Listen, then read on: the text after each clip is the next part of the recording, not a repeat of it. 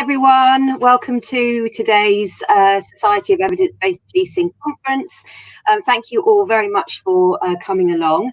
There are obviously a few more sessions to come over coming weeks, so if you are interested, please do go to our website, which is there at the bottom of the screen, and obviously membership's free and you can sign in and register for whichever ones you fancy. We're very lucky today to have Dr. Krisztián Pósch from the UCL, a lecturer at UCL, and Professor John Jackson from the Methodology Department at the London School of Economics. They're going to talk to you today about a really interesting project exploring police officers in the classroom. So I'm sure they will be providing you with some really interesting work, and from there I will hand over to Professor John Jackson to introduce the research.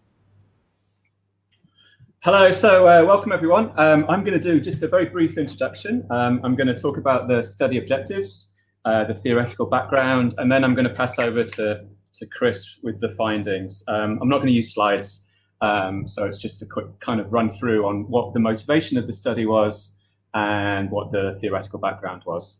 So just to talk a little bit about the motivation. So we began with the idea that contact with the law in adolescence is crucial to the development of judgments about the legitimacy of legal authority across the life course. Research into legal socialization shows that people, as they grow up, learn about authority, rules, rights, responsibilities, first from their parents, second from their teachers, and third from legal officials, such as the police. Now, it's also useful to think about every police citizen encounter as a teachable moment. So encounters and the lessons that people learn from them might be particularly important when people are learning during adolescence and early life about law-related values. Now, in the context of young people, encounters with the police may tend to be more of a regulatory rather than service or light interaction variety. And research has shown that regulatory encounters may have more negative effects on trust and legitimacy compared to other types of contact. So putting all this together, there's this idea that adolescents with more frequent interactions with the police that tend to be of a more regulatory style may tend to develop more antagonistic views about the law and the legal institutions as they grow up. So how, therefore, can we somehow engineer positive, by positive we particularly mean procedurally just, more of which in a second, interactions between the police and young people, and in particular in young people's own educational space. So we wanted, when we were designing this study, we wanted officers not to be involved in an enforcement capacity. They were not to be there to be searching young people and maintaining order. They were not to be communicating deterrence-related messages. We wanted the focus to be on education and building confidence. So does having police officers engaging in schools in a more humanized, or at least on young people's own turf, help foster the type of positive experiences that generate a mutual sense of trust and legitimacy? So Chris is going to tell you the results of the study, but let me just quickly talk a little bit more about the theoretical setup. And most of this is to do with procedural justice theory, which helped guide the design of this study and this project. Its goals and its tools, it's the nature of the intervention. So what is procedural justice theory? The core insight is that in interactions between police and power holders, people want fair treatment. They're sensitive to whether authority is exercised in fair, transparent, and unbiased ways. Four aspects of procedural justice seem to be important. So voice, if people want to be able to give their own side of the story. Neutrality in decision-making, unbiased, objective decisions, not shaped by implicit or explicit bias or preferences outside of the law. Treatment with respect and dignity, and displaying trustworthy motives. So procedural justice theory says that this stuff is important, but the theory goes much further than this. And I want to mention four things. So why is procedural justice so important? What does procedural justice do? Evidence for the applicability of the framework among young people, and procedural justice and legal socialization. So first and foremost, why is procedural justice so important? Three reasons. So we can be more confident in a procedure if we think decisions are being made in a neutral and unbiased fashion. Procedural justice also demonstrates that power is used appropriately, and it does so at an immediate and interpersonal level. So the law and its coercive apparatus are embodied by the officers that people are interacting with. And perhaps most importantly, procedural justice expresses shared group membership, conveys a sense of status and inclusion to people. So what does procedural justice do? Well, procedural justice strengthens the social bonds between individuals and institutions. And we can think about these social bonds as revolving around notions of trust, shared group identity. These social bonds motivate a sense of legitimacy, that the police and the law have the right to power, the right to dictate appropriate behaviour, and are morally justified in expecting cooperation and compliance. Now, it's important to say that the underlying theory says that legitimacy helps to develop a healthy relationship with the law based on mutual understanding and respect, rather than an unhealthy relationship characterized by animosity and mistrust. So the idea is that the former, i.e. legitimacy, is related to support and compliance, and the latter is related to cynicism, disobedience, and defiance. So the idea is that legitimacy helps promote a normative mode of compliance and cooperation, and these normative modes are more stable and more sustainable than modes of policing based on deterrence, sanction, and fear of punishment. And really importantly for this study, there's every reason to suggest that these processes will be stronger amongst young people who are learning about the world and how it works and their place within it. So what about the evidence base? So it's a strong evidence base, although it's not conclusive, over all areas, including with research with young people. I should say it tends to be, or it's dominated by observational work, which precludes the ability to engage in causal inference. But there is strong evidence from a number of different jurisdictions around the world of the prioritization of friendliness, mutual respect, and empathy, strong correlations between encounters, fairness, trust, and legitimacy among youth samples, and evidence linking procedural justice, trust, and legitimacy to cooperation and compliance. For example, young people who hold the police legitimate tend to report lower levels of offending and/or more negative views of offending behaviour. So the final bit before I pass over to Chris, who will give you some data, talk about the design, is the importance of procedural justice to legal socialization. So the idea is that in the legal socialization literature, encounters with officers are key moments. It's in the legal socialization of young people, which has been defined as the process whereby people develop their relationship with the law via the acquisition of law-related values, attitudes, and reasoning capacities. So young people learn from the police not only or even primarily what the law is, but what it represents and how they should interact with legal and other authorities. And the idea is that at these crucial moments as people are growing up and learning about the world, procedural justice promotes the internalization of appropriate legal attitudes and norms. So it could be a general value internalization.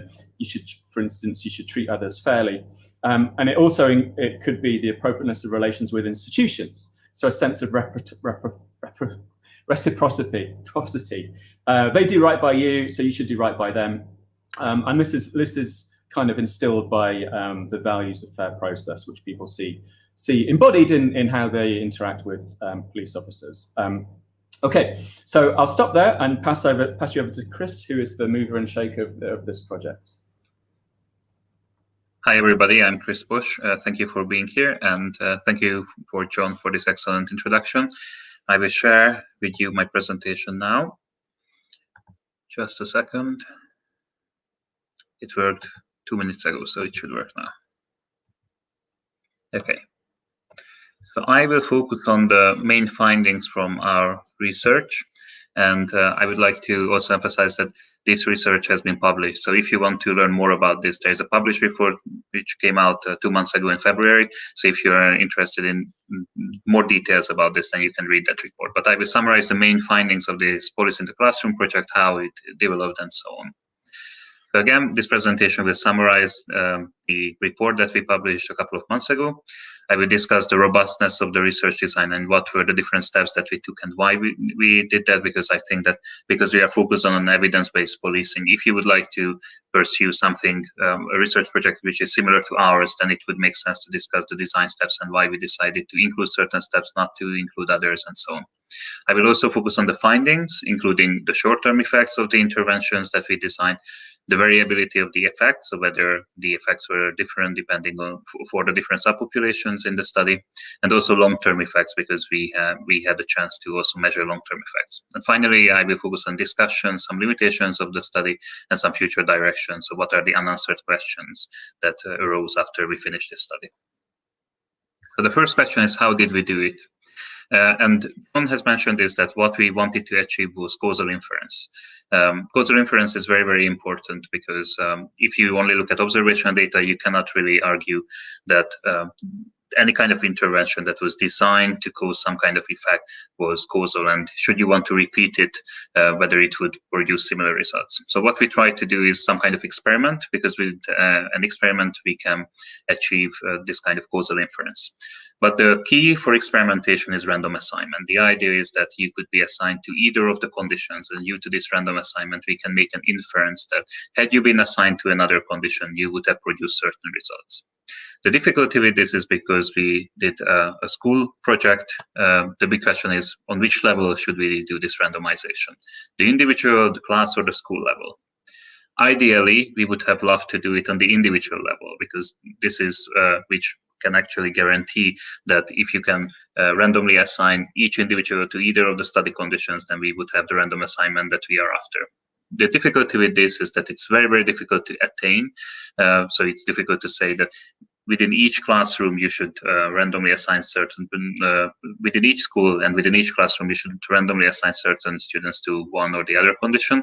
And also it can cause strain within the classes. So if your best friend is in another condition compared to yours, then you might not enjoy that kind of situation, and that can have an effect on the study. The next best thing to do would be to randomize classes. So one class could be in the treatment or control condition.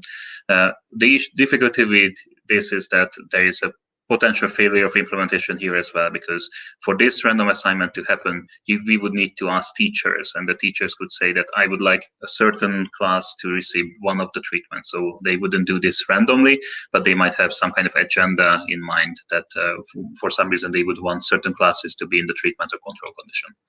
So what we finally ended up doing is to assign schools randomly to either of the conditions. This is the easiest to implement. The biggest issue with this is that balance cannot be guaranteed. So when it comes to this kind of assignment, this is also referred to as cluster randomization. And on the right side, you can see the example here. So what happens is that each school is a cluster. And first, we choose whether this school is assigned to the treatment control condition. And as you will see, we had 3 different conditions, but basically you need to randomly assign these schools to either of the conditions. And then within those schools, the individuals will assign to either of these conditions. However, and importantly, when we do the measurement, so when we do the survey that we sent out to the students to fill out, we will measure that on the individual level, and the analysis will be also in the individual level. The big difficulty here is that when you do this kind of cluster randomization, so when you randomize schools to either of these conditions, then there is a chance that we won't get similar students with similar characteristics to all of these conditions. So this random assignment might be jeopardized due to that. So to mitigate this, we did an additional step here, which was block randomization. Block randomization means that schools with similar characteristics were matched, and these schools with similar characteristics were assigned to either of 3 conditions. But what were these characteristics, and what were these 3 conditions? So what we did first, we downloaded aggregate data from the Department of Education's website on each of these schools. And we matched these schools on 9 characteristics. So we wanted to create matched trios, 3 schools that had similar characteristics. And these characteristics included the percentage of students with free school meal allowance, the size of the school, the level of urbanization, whether it was an urban area, rural area, fringe, and so on, the local authority, the Ofsted rating of the school, whether it was a mixed school, whether there was whether the school had kids with special education needs, and so on. So we chose 9 characteristics that were available online for each of these schools and matched these schools. And then these schools, which had similar characteristics to each other, were assigned to either of the 3 conditions of the study. The first condition was a control condition where no intervention happened. This simply had to fill out a survey at different points in time. The second condition was a teacher condition, where a teacher gave a certain lesson on drugs and the police. And finally, there was a police condition where a police officer delivered the same lesson on the drugs and the police. And again, these schools with similar characteristics formed this kind of trios blocks. However, we went one step further than this. So in addition to assigning these schools to 3 different characteristics and block matching them, so assigning schools with similar characteristics to either of these conditions, we also did one more thing. And this one more thing was to create 3 waves. So we not only looked at the schools with similar characteristics, we also were interested in what kind of opinions these students held before the intervention happened. That was the baseline. Right after the intervention happened, that was the intervention and a post-intervention wave. This post-intervention wave happened 2 months after the intervention, and the baseline survey happened roughly 2 months before the intervention. In the control condition, where there wasn't any intervention, basically students needed to fill out surveys 2 months apart. And the idea there was that we could have a comparison, what would have happened had these students not received any kind of intervention, how their opinions would have changed, because we looked at the students of similar ages, which meant that we were interested in their alternate pathway, alternate changes in opinions about the police, had there been no intervention. So again, we had these 3 different waves: baseline, intervention, post-intervention, and 3 different conditions: control, teacher, and police. And the baseline was important because the baseline itself, the pre-intervention, could establish whether the randomization was successful, so whether this kind of block randomization that we implemented worked. And also we were interested in the initial views of the police. So without any kind of intervention, we weren't sure what were the general opinions about the police among these kids. And finally, each student was provided with an anonymized ID. This ID was important because we could use them to track each student's changing opinions over time. So the idea there was that we were not only interested in how opinions change on a group level, but we were also interested in how opinions change on an individual level. And they received this kind of ID at the baseline wave, then the intervention, post-intervention. We managed to track students over time as well, which also allowed us to get additional insight and we could do further analysis here. Okay, but the big question is, what kind of lecture was delivered? What was this police and the drugs lesson, and how did we prepare police officers to deliver this? So to begin with, what we started with is to come up with a lesson plan. This lesson plan was about police and drugs. And the most important part of this lesson plan was to encourage perspective taking. So we wanted to come up with a lesson plan where kids could step into the shoes of the police, and they would understand why they would implement certain laws in a particular way. We also wanted to give voice to students, so they could speak up, they could speak their minds, and they could interact with the police officer in a natural way. It had to be something that was easy to carry out for the police officers, so something that they needed to do in their everyday job and they have a very particular insight into. And enforcing drug laws is something that most police officers do, especially for young people. Most police officers engage with this kind of activity all the time. And also the last important element of this was to meet the pupils on their own turf. So instead of bringing the pupils to a police station, police officers came to the classroom, a classroom where these students felt at home. So the idea here was, as you can remember from John's presentation, we wanted to encourage some kind of procedure just environment. We wanted to create that, and we wanted to encourage some kind of discussion and discourse between the officer and the students. So that was the lesson plan. However, we also wanted to give the police officers who were part of this study some kind of training on how to deliver this kind of lesson plan. So we designed a 2-day training. This was all done, by the way, with the PSHA Association and supported by the College of Policing and the National Police Chiefs Council. So we it wasn't just the two of us. They also contributed, especially to the lesson plan and the training. These were delivered by the PSHA Association and the MPCC together. But there, we had to design this kind of 2-day training, and this 2-day training focused on 3 different things. The first one was to provide some kind of introduction to teaching skills. And the idea there was that the police officers would learn the basics of how this kind of classroom interaction works and what are the things to focus on. The second important part was a role-playing exercise. So it wasn't just theory. Police officers could try themselves.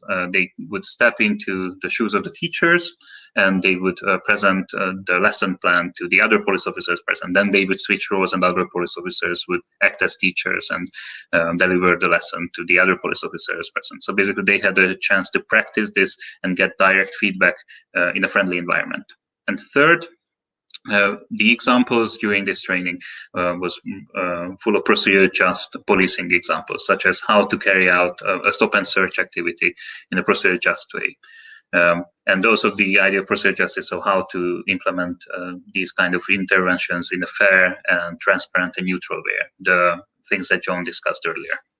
And very importantly, the police officers who participated in this 2-day training gave us very positive feedback. So they said that they really enjoyed these lessons. The biggest criticism that they had was that it was only 2 days. So they wanted more of this, more of these kind of training activities and more chance to try themselves out.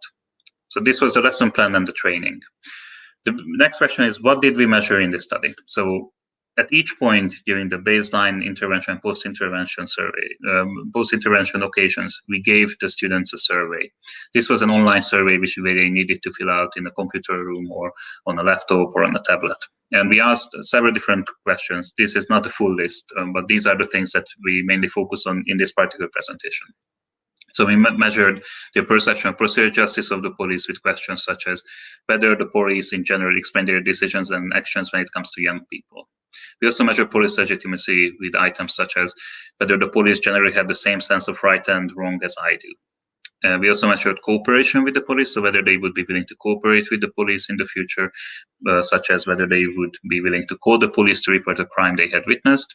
And finally, we also looked at the knowledge about drugs, because these lessons included important information about how to enforce drugs, what different drug-related concepts mean, and we were interested in whether these kind of lessons provided an opportunity for the students to learn, and whether a teacher delivered, a police delivered class would allow students to actually learn as well, in addition to improve their opinions about the police. So a couple of thoughts about the sample. You can see that in the baseline survey, so these are only the schools that participated at least in 2 waves of the study. You can see that there were 49 schools that participated in wave 1, 48 that participated in wave 2, so right after the intervention, and 26 in the post-intervention wave.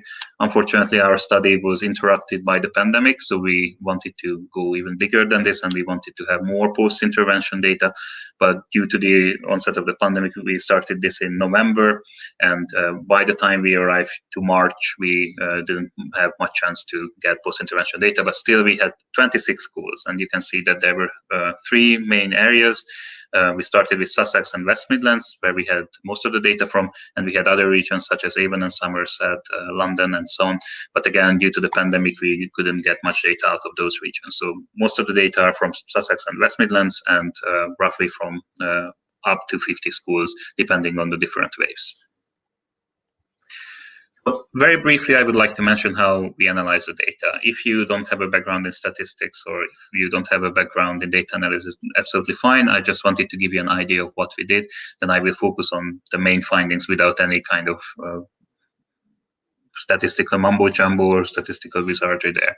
But the idea here is that we took 3 different approaches, and thanks to our design, we could do all 3 of these. The first one was just to analyze the data as a randomized experiment.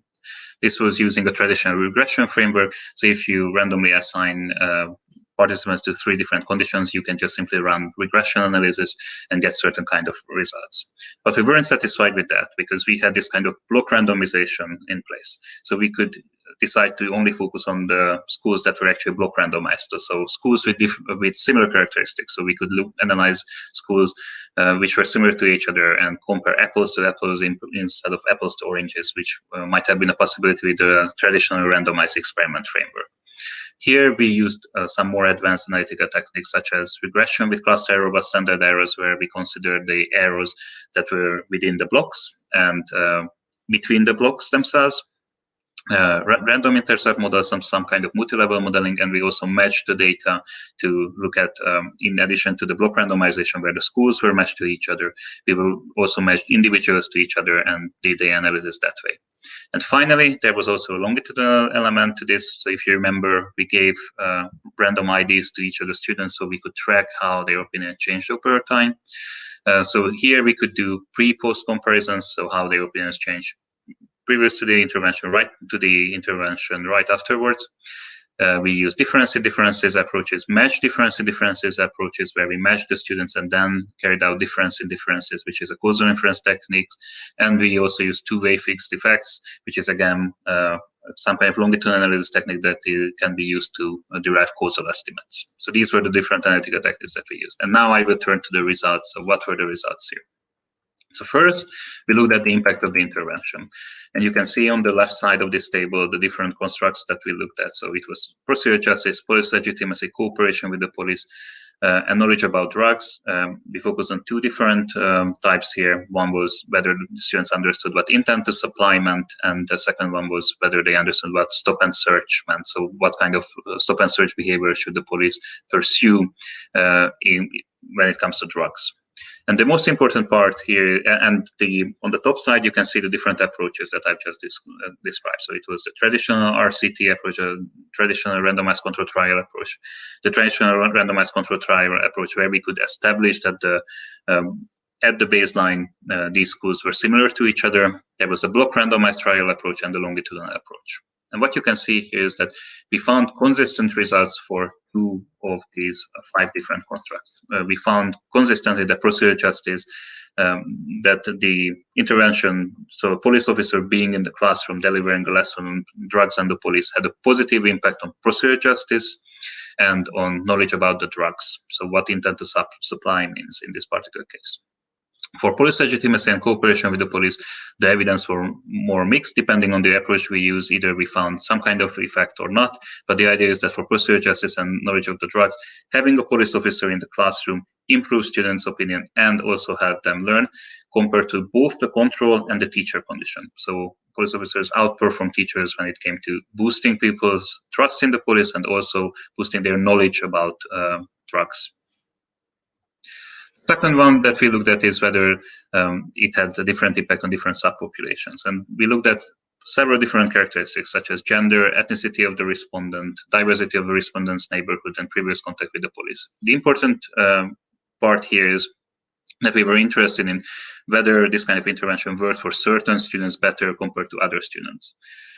Because if it does, then it might make more sense to implement this kind of intervention in certain schools compared to other schools and for certain students compared to other students. However, what we found was that there was no indication of any difference across the board.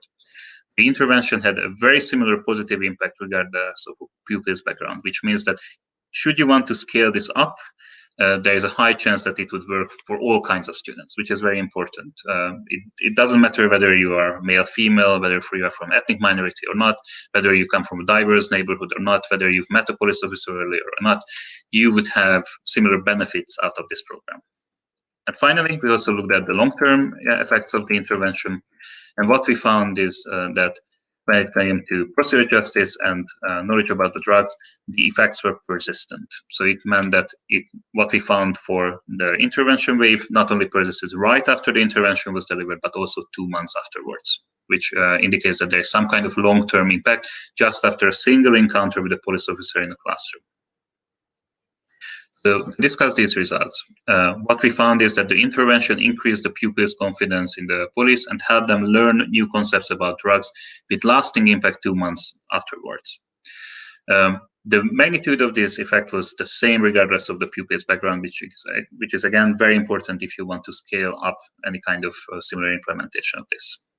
And it's very important to emphasize, as John did, I would like to stress that police officers can make a difference in an education setting, but we are not advocating any kind of enforcement or surveillance capacity for police officers. So we are not arguing for police officers to be based at schools and surveil and enforce any kind of laws. What we encourage the police to do is to go to the classroom and deliver these kind of lessons in an education setting. And this can build trust in the police and also can help the students learn concepts related to law and in this particular case, drugs. So finally, I would like to discuss why did this work and what are the future directions of research. So we identified several reasons why this could have worked. The first one is that the officers who delivered these classes volunteered to be part of this. So they were really enthusiastic and they wanted to implement these kind of interventions. The second one was a well-designed training that the officers found enjoyable. So as discussed earlier, the officers who participated in this found the training that we provided to them very useful and very enjoyable as well. In the lesson plan, we tried to incorporate procedurally just messages. So the officers would be able to communicate respect and fairness to the students. And we actually asked the students whether they perceived that particular officer procedurally fair, and they perceived the officers more procedurally fair in this particular classroom setting than the teachers, which indicates that it actually worked.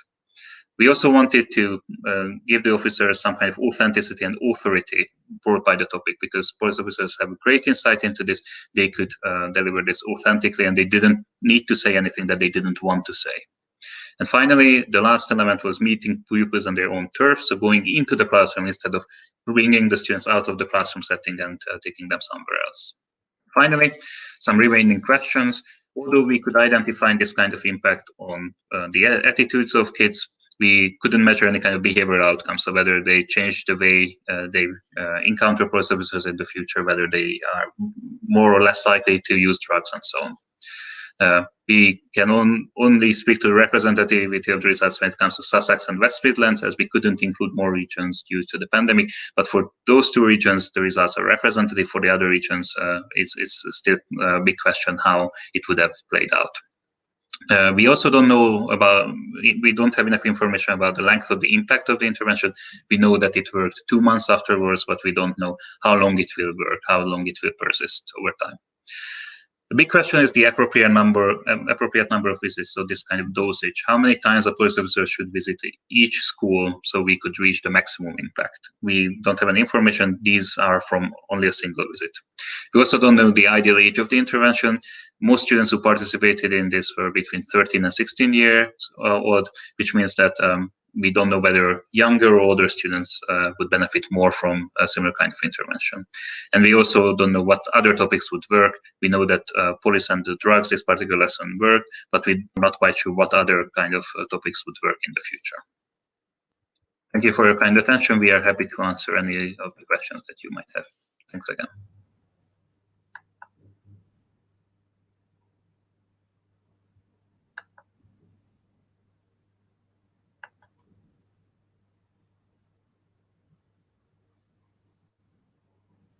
Sorry, I'm on mute there. Thank you very much, both of you. That was really interesting. I found it particularly interesting because one of my students actually at my previous university did a study for his master's dissertation on partnership relationships in schools and how that works, and it's quite complicated. So I'd be interested to ask you a bit about that. But we have got some questions coming up here in the chat. We've got a few actually. We've got a comment from Bethan James from Wales, who says that she's found very similar evidence in some work that they've been doing there in the All Wales Police Schools programme. So that's interesting. Were you aware of that project, you two? No, we were considering including Welsh schools. The difficulty was that we would have needed to translate everything to Welsh, and we didn't have the resources to do that. But I'm just typing it right now, and I will have a look at it. Thank you. Yeah, Might be good to share that, Bethan, if you can. That would be interesting, I'm sure, for the speakers. Alex Murray asking if any findings relating to characteristics of the officers and outcomes. I was going to ask the same question, actually. And will you do a longer term follow-up? So I can respond to this. The difficulty is that we only had so many schools, which means that we had, I think, 20 schools with officers present. And we have the information of the personal characteristics of each of the officers. But for that, we wouldn't be able to do any kind of meaningful multi-level analysis. So we cannot really say. These officers had a diverse set of characteristics. So they were male, female, older, younger, in different roles and so on. But we cannot really do any kind of deep dive into whether personal characteristics of the officers had any impact or any meaningful change. Did you have any information on their educational background at all, just out of interest? What do you mean? If they'd been through a degree program or any kind of previous police education. I'm just thinking about whether they were aware of procedural justice as a theory before they got involved in the project. So most of them weren't. We did a survey after the training was delivered, and we asked them about this as well. And they said that most of the information provided to them was really new. But as we understand from our discussion with the College of Policing, now new officers who are just enrolling, they will get this kind of education. Yeah. But most of the officers who participated here had an experience of more than 5 years on average. So it means that they didn't have that in their training. Okay, thank you.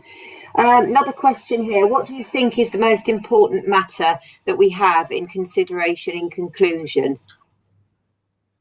I mean, I think the biggest thing here is that you know, there's a debate about the role of whether police should be in schools in the first place, and we really want to stress that we did not want to assess the effect of police going into schools as a regulatory kind of manner. We wanted to look at something different, which is when police officers get involved in high quality training.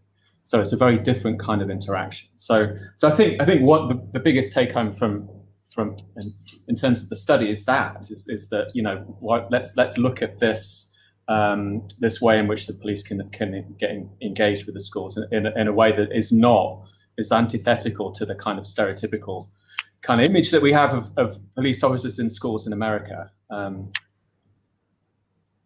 Yes, no, I completely agree with John, and also if I may add, so when John was discussing legal socialization, a very important element is that there are these key teachable moments when it comes to interaction with police and kids.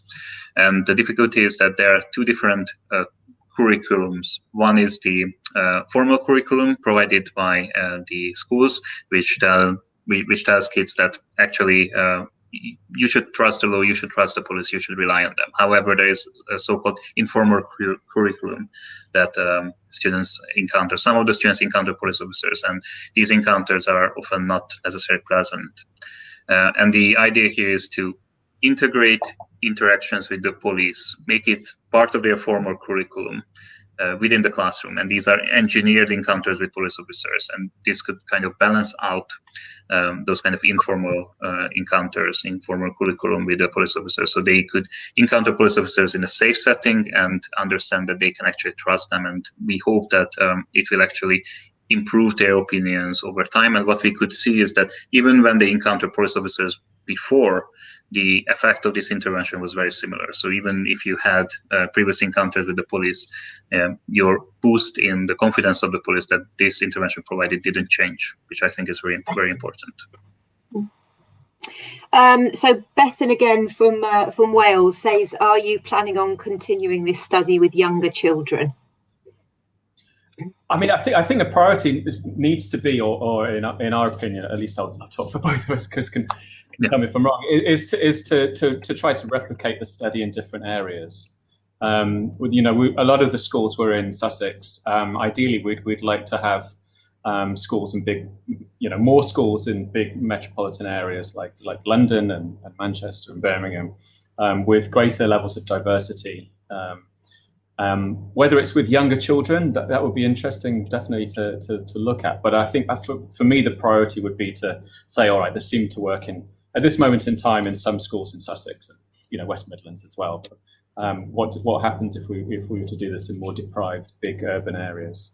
Yeah, and to add to this, the difficulty with younger children, and the part that I didn't discuss was coming up with some kind of survey. So at the very beginning, what we did was to bring this survey to young kids, and because most of the surveys that have been done are on adults and not younger people, and we needed to come up with a new survey. And the difficulty is that the younger we go, the more difficult it will be to evaluate this, and also there are certain GDPR concerns. So the reason why we focused on school kids who were 13 years or older is because of GDPR. So that's the only way that we can actually ask them to fill out a survey without their parents being present. And I don't know, I mean, even if we could get ethical approval, I don't know how we could actually deliver this kind of research for younger kids. So a comment on how interesting the study was, and it is really interesting. Someone says, I'm curious if being exposed to police in school will improve young people's opinions of police when they leave school. What's your opinion of that? Oh, and an additional question from the same person. Would these interactions have an impact on how officers perceive young people? For example, if similar interventions were employed in colleges, universities, etc.? I mean, one thing to say is that a really important part of the design was the follow-up. So we did the post-treatment measure and then a month or two later.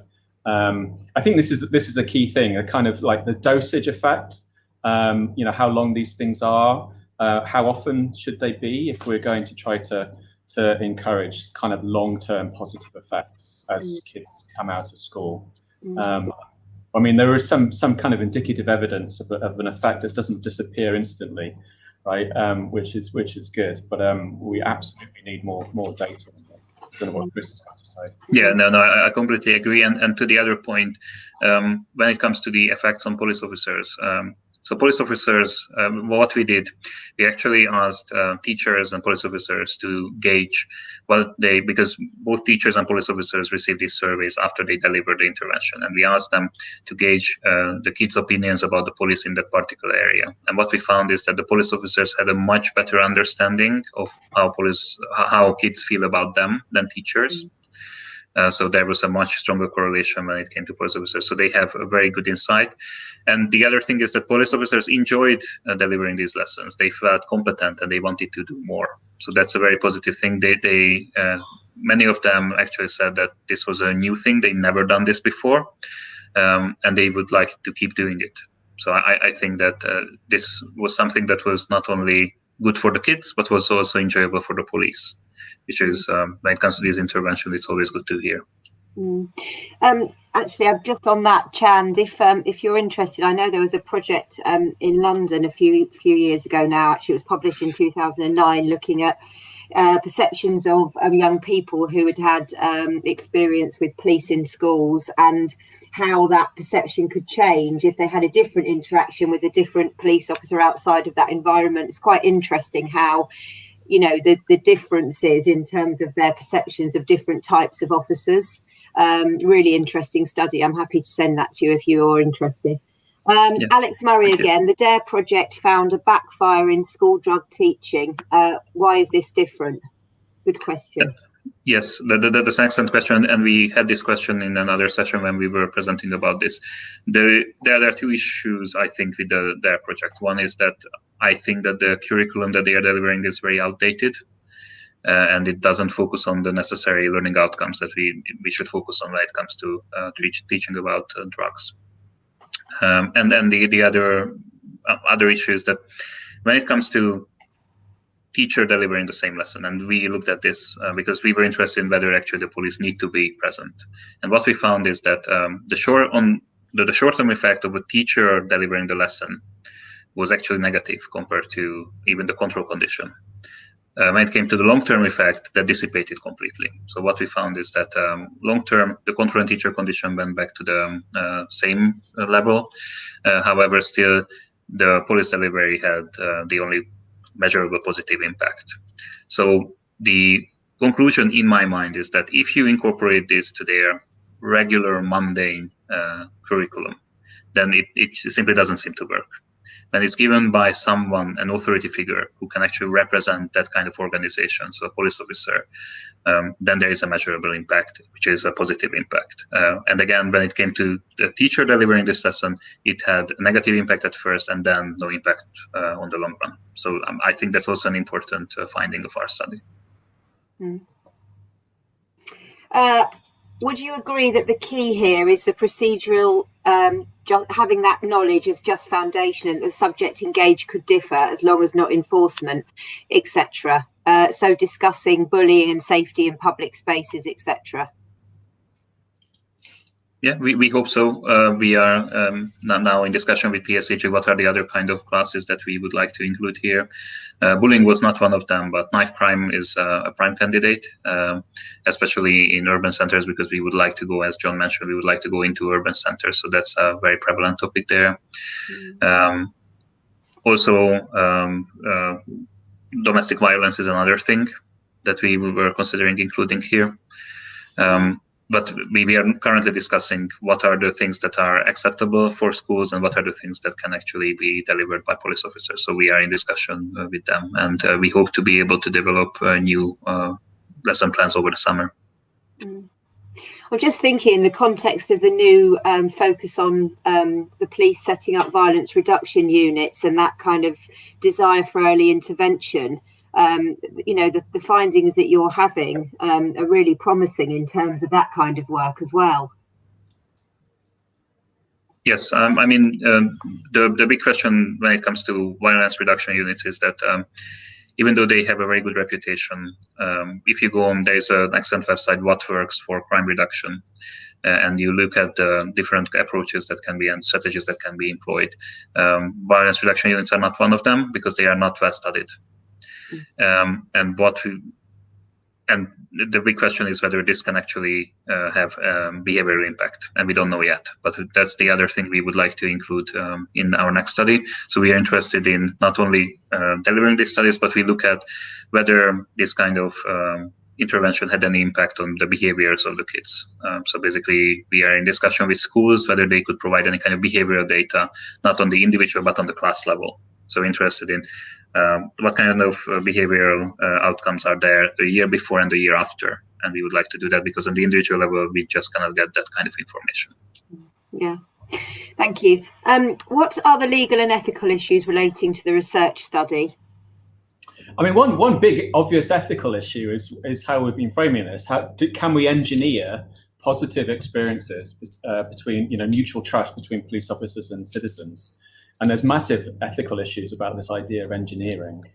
And there's no shying away from that fact. I don't know whether Chris has any other more specific ethical issues. I completely agree with John. I think that's the biggest thing, that we are presenting something that's ideal. And when it comes to a pupil's individual experiences, it might be the complete opposite. If you live in a disadvantaged area which is over-policed, then your everyday experience might be very different, and it might be even the direct opposite of it. So it's I think it's something that is an issue and something that needs to be tackled. But again, what we are trying to achieve here is teaching, and it shows that it helped kids learn, which is important, and it even helped to teach them more than compared to the teachers, which was very surprising, because what we assumed was that the confidence will be improved, but the teachers would do a better job at teaching. But it seems that because a police officer is such a unique event, that it makes these information memorable, which is an interesting finding. And the other thing is that overall, we would like to boost confidence in the police. And what we hope to achieve on the long run is that actually kids will be more sensitive to this kind of fairness. Because if what they say in the classroom is that the police officer is fair, then that's what they would expect in the future. And we hope that this will make them a more well-adjusted citizen, because if they are treated unfairly, then they can speak up against that. I met this police officer in the classroom, and that was a completely different encounter. I don't know whether it's wishful thinking, but that's what we are hoping to achieve. Another question. You had mentioned that the survey was performed on similar schools. What were the similarities between them? So these were the 9 characteristics I mentioned. We had this information about each of the schools, whether they are in the same local authority, same LSOA, free school meal allowance, Ofsted rating, and so on. So these were the 9 characteristics that they were similar to each other. And what we did was a method called matching. So basically, we matched schools that had similar characteristics, not necessarily entirely the same characteristics, but very similar characteristics to one another. And that's how we matched them to each other. And what we hoped to achieve was balance when it comes to individuals. And by and large, we managed to do that within these blocks. Thank you. Yes, it is, Jamie. It is published. It's available on the website of the LSE, isn't it? Yes, and the PSEG Association, and also my personal website. So there are many different places that you can download this from. Yeah. The report's called "Police in the Classroom." If you have that help, Google it. What has the response from senior police management in the forces that were involved been?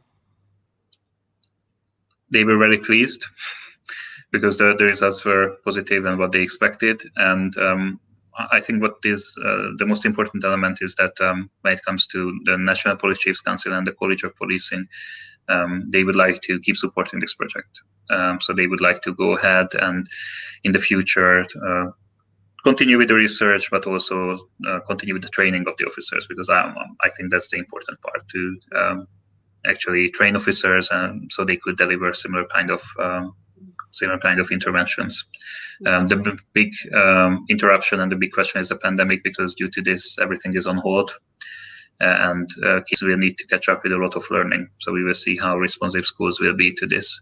But because what we show is that actually students will have a chance to learn, we hope that they will allow us to go back into the schools and include new lesson plans and allow more police visits maybe in the future. I wonder if it'll have a other kind of positive unintended consequence about raising the profile of the role, given the findings you've got, which is, given that a lot of officers probably wouldn't volunteer for this particular role. It's interesting that yours did, but also it's great that it's perhaps giving that role a little bit more perceived value.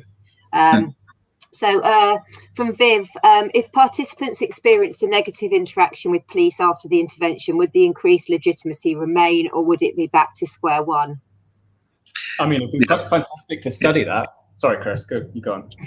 Yeah. So thanks to this kind of design where we could ask, so at first we asked the pupils whether they had any kind of interaction with the police 2 years previous to the study. Then we asked them between whether in the 2 months from the first survey to the second survey, whether they had any interaction, and between the second and the third survey as well. And even after controlling for that, the effect was still there. So, and we will not only ask whether there was an interaction, we also asked whether it was a procedure just or unjust intervention. So whether they perceived that kind of interaction as procedure fair, unfair, and so on.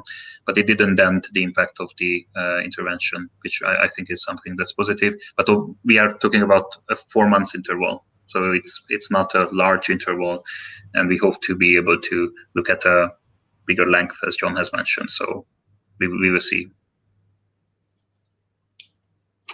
Andy Bryers, do you feel school-based officers would benefit from additional specialised training so this becomes recognised as a specialist post?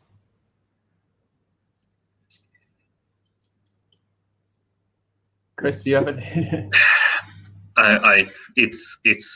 So the difficulty is that each force handles this differently. It's very hard to make any general comment about this. The Metropolitan Police has a completely different approach to this compared to the police in Sussex.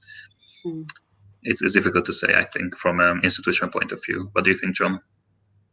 I mean, I just think that a key part of this study, and potentially why it was successful, was the approach that was taken to training. The PSHE helped with the materials, the learning plan and all that, and helped with the training. And I think that's really, that coupled with the sort of self-selection of the police officers who really wanted to do this and enjoyed it, I think that was key to this whole thing. It just felt natural and humanized. And so if we're going to carry on doing it, it needs training and preparation and all that. We need to take it really seriously, otherwise. Are there any plans to follow up to see if this affects future police recruitment and diversity? Interesting. Might be a very longitudinal study. Yeah, I mean, many of these kids are 14 years old, so I think it would be very difficult to look at what they will do 4 or 5 years later.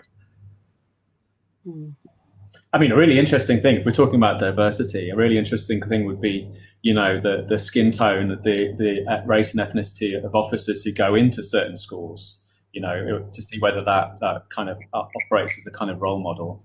I mean, particularly thinking of kind of very diverse areas in Birmingham, Manchester, London, etc. Yeah, so when we presented the results on cooperation, but actually there was one thing which we also included, which is engagement with the police. So we asked them whether they would be willing to follow Instagram profiles of the police, whether they would be willing to go into an apprenticeship, like the next question asked, whether they would be willing to go to a career fair on policing and things like that.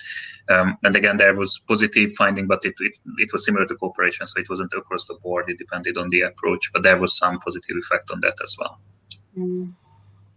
Yeah, I think there's some anecdotal stuff coming out of America actually looking at this, whether there's a relationship between police going into schools and the encouragement of a more diverse kind of group coming into the police, if they've got that positive relationship with the police within the school context. It's an interesting question, isn't it, in terms of diversity? So what if parents of children or pupils are also included in the study, especially for long term? We're setting out our research agenda for the next 10 or 20 years. I mean, you know, in principle, it is possible if there are kind of, you know, small positive effects that are long lasting on children, on young people.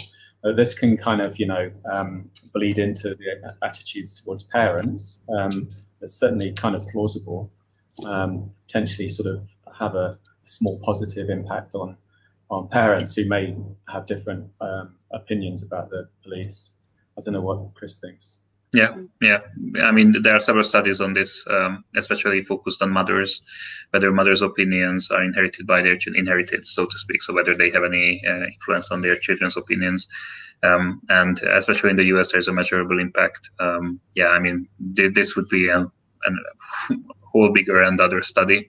But when it comes to, because the same person asked about the ethical part of this, so we actually, each of the pupils had a chance to opt out, and each of the pupils' parents received a letter about this. So the pupils could decide not to participate, and the pupils' parents could decide that the pupil cannot participate. So that was an important part of it. But 97% of the pupils decided to take part. So there was a very, very minor proportion of the students who decided not to participate. I think we've got a couple more questions. A comment from Andrew. The Bavarian State Police in Germany have school safety officers, sworn officers who only work with kids, following them from preschool to high school. Would be great to get that evaluated. There you go. There's some more research for you to do. International work there, options. Yeah, I will need to brush up on my German for that. And then Bethan saying that's exactly what we have here in Wales, jointly funded by the 4 Welsh police forces and the Welsh government. Great, thank you. Well, I think that just about brings us to a close, if there are no more questions. I know a couple of people, Chand, you asked if that paper could be sent. If you contact the Society of Evidence-Based Policing through the email, I will get that. Yeah, there you go, it's right there as I speak. I will forward you that. That is not a problem at all. That's fine, I can send it. But without further ado, I'll thank my speakers. Thank you very, very much, both of you, for taking the time to come and speak today. It's all very strange, isn't it, that we'd normally be doing this in a nice face-to-face environment, but unfortunately not at the moment. So I really do appreciate you coming along. Thank you for giving such an interesting and obviously promoting quite an interesting discussion as well. So thank you. And again, just want to reiterate that if any of you are interested in coming along to any other of the papers coming up over the coming weeks, please do just go on to the SEBP website, which magically appears there at the bottom of the screen, and you can register for those through that. But thank you very much, and I hope you all have a lovely rest of day, and thanks again to John and Chris. Really interesting paper. Thank you. Thanks for sharing. Thank you.